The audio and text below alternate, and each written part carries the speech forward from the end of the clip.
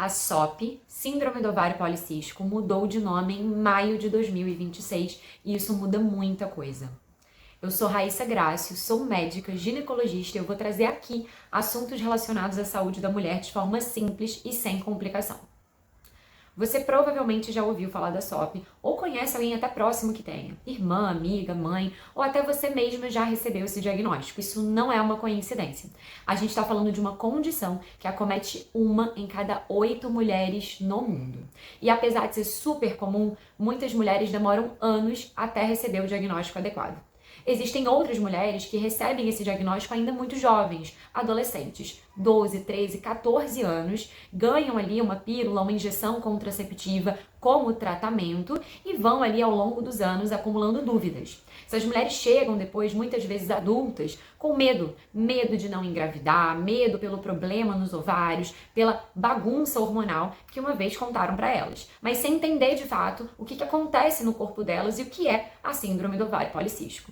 E essa complexidade da SOP fez com que várias atualizações e várias diretrizes médicas fossem liberadas ao longo das últimas décadas. Muito é estudado, várias mudanças de critérios, como diagnostica, o que muda, como que pensa. E aí, em maio de 2026, uma das revistas médicas mais conhecidas do mundo, o The Lancet, publicou uma mudança no nome da SOP. E aí ela vai se tornar a Síndrome Ovariana Metabólica Poliendócrina.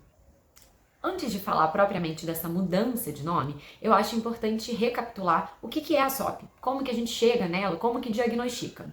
E aí aqui eu vou deixar um pouco de lado alguns detalhes que são meio médicos demais, né?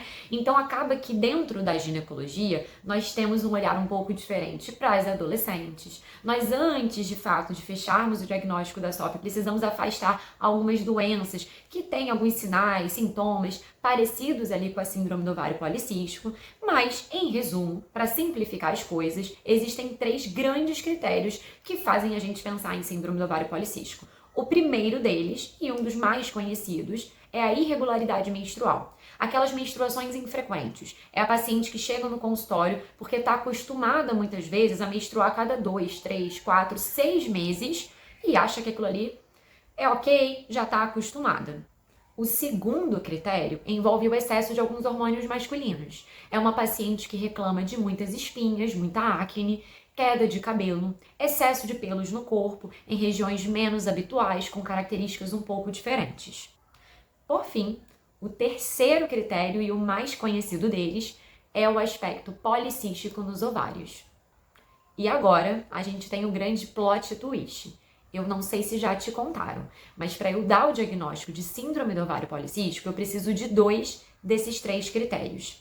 Então veja, se eu só preciso de 2 dos 3, a gente não precisa ter o aspecto policístico nos ovários para dar diagnóstico de síndrome dos ovários policísticos.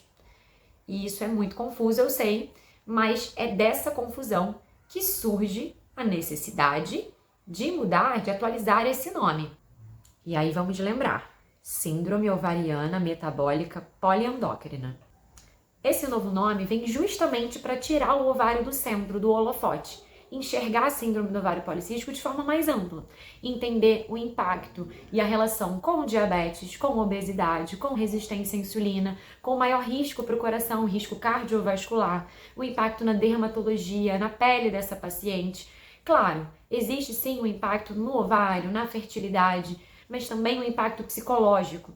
É óbvio que essa mudança ela vai acontecer de forma gradual. Eu mesma não estou acostumada com esse novo nome, até porque a gente fala de SOP todo dia dentro da ginecologia.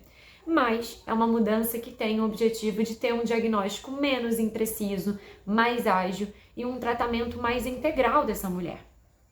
Me conta se você já sabia dessa mudança de nome, se você tem o diagnóstico de SOP, como que aconteceu, e se você tem alguma sugestão de tema para eu trazer aqui, para a gente simplificar, tá bom?